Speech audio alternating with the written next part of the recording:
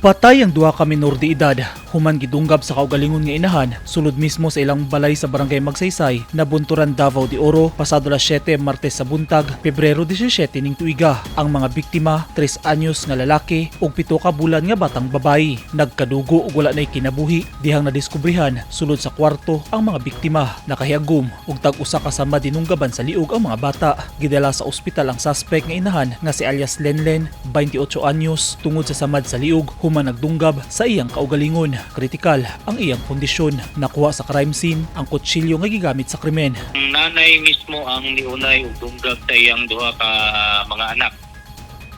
O pagkahuman niya og dunggab, sir, gidunggab po niya iyang kaugalingon, gidunggab niya iyang liog. O naabtan siya sa iyang papa, sir. Mautong gidala siya sa hospital sa Davao de Oro Provincial Hospital, pero gi-refer na to sa Tagum. Sa report sa Nabunturan Municipal Police, posibleng miagi sa depresyon ang suspect nga inahan. Hinungdan nga napatay niya ang iyang mga anak.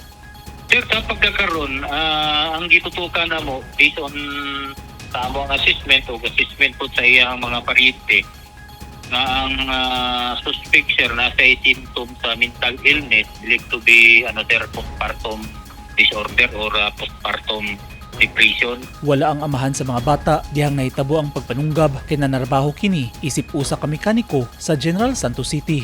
Based sa krimen nga iyang nahimo, possible mapailan jud siya og parricide. But ang iyang bana o ang katong lolo sa mga biktima sa pagkakaroon,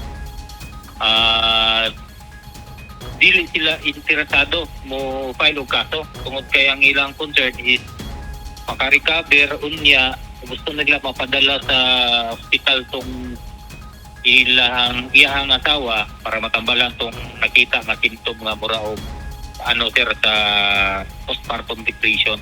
Gipanghaya na ang gipangpatay nga biktima. Sa adlawng Biyernes, gikatakdang ilubong ang mga biktima. Eugene Hinutan, Newsline Philippines. Stay safe.